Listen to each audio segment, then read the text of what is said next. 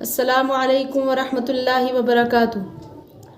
सूरह बकरा की 10 आयात की तफसीर बयान की गई थी और आज चंद आयात का तर्जुमा और तफसीर बयान की जाएगी।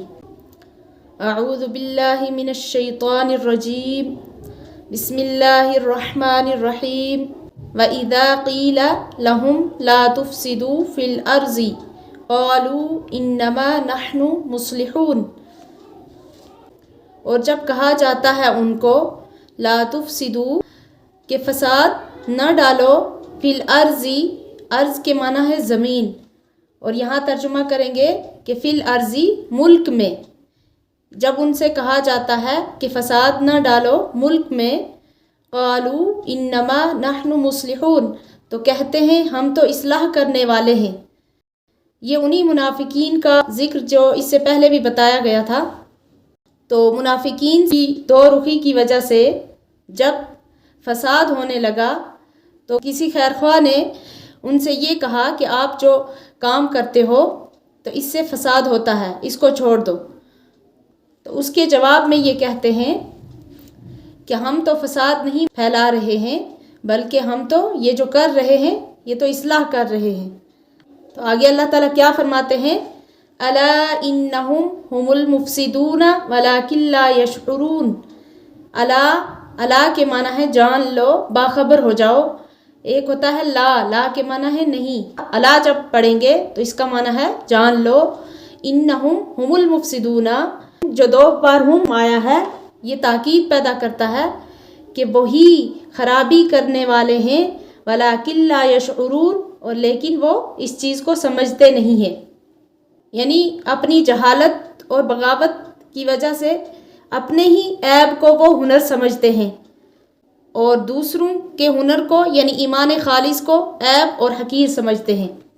आगे क्या फरमाया गया, व इज़ा क़ीला लहुम आमिनू कमा आमनन नास, कि जब कहा जाता है उनको आमिनू ईमान लाओ। ये आमिनू मीम की ज़ेर के साथ जब आता है तो ये फ़ेल अम्र होता है, यानी ईमान लाओ। कमा आमनन नास, जिस तरह ईमान लाए लोग।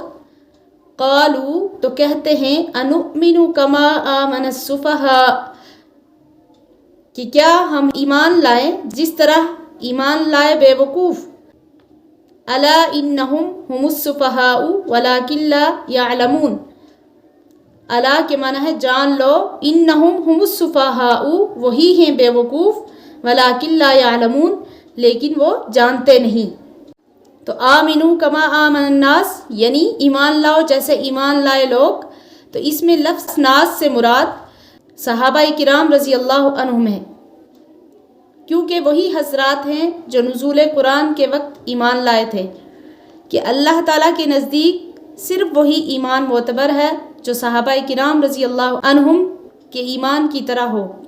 यानी जिन चीज़ों में जिस कैफियत के साथ उनका ईमान है उसी तरह का ईमान दूसरों का होगा तो ईमान कहा जाएगा, वरना नहीं। तो इन लोगों ने सहाबाए किराम रज़ी अल्लाह अन्हुम को सुफ़हा यानी बेवकूफ़ कहा। तो यही हर ज़माना के गुमराहों का तरीका रहा है कि जो उनको सही राह बतलाए उसको बेवकूफ़ जाहिल करार देते हैं। मगर कुरान करीम ने बतला दिया कि दर हकीकत वो खुद ही बेवकूफ़ हैं कि ऐसी खुली निशानियों पर ईमान नहीं रखते। तो इस आयत में ये जो बताया कि मुनाफिक ये ऐसी खुली हुई बात कर रहे हैं, तो ये उन्हीं मुसलमानों से करते थे जिनसे इनको कोई अंदेशा नहीं था, कोई डर नहीं था, वरना आम तौर पर तो ये अपने कुफ्र को छुपाते थे। आगे है व इज़ा लक़ुल्लज़ीना आमनू क़ालू आमन्ना, और जब मिलते थे मुसलमानों से, अल्लज़ीना आमनू यानी ईमान वालों से, मुसलमानों से, क़ालू तो कहते हैं आमन्ना हम ईमान ले आए हैं। व इज़ा खलौ इला शयातीनिहिम क़ालू इन्ना मअकुम इन्नमा नहनु मुस्तहज़िऊन, कि जब तन्हा होते अपने शैतानों के पास, क़ालू कहते इन्ना मअकुम, कि बेशक हम तो तुम्हारे साथ हैं, इन्नमा नहनु मुस्तहज़िऊन, हम तो हंसी करते हैं, यानी मुसलमानों के साथ। आगे अल्लाह ताला ने क्या फरमाया, अल्लाहु यस्तहज़िउ बिहिम, کہ اللہ ہنسی کرتا ہے ان سے وَيَمُدُّهُمْ فِي طُغْيَانِهِمْ يَعْمَهُونَ اور ڈھیل دیتا ہے ان کو ان کی سرکشی میں یعمہون وہ عقل کے اندھے ہیں۔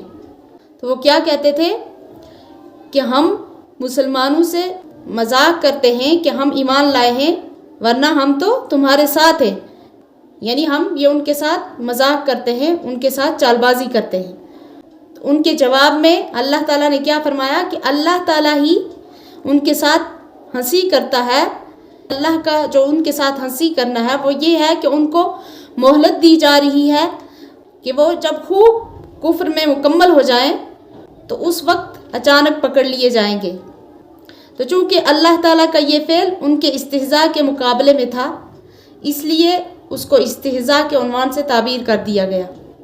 یہ تھی ان آیات کی تفسیر۔ اللہ حافظ۔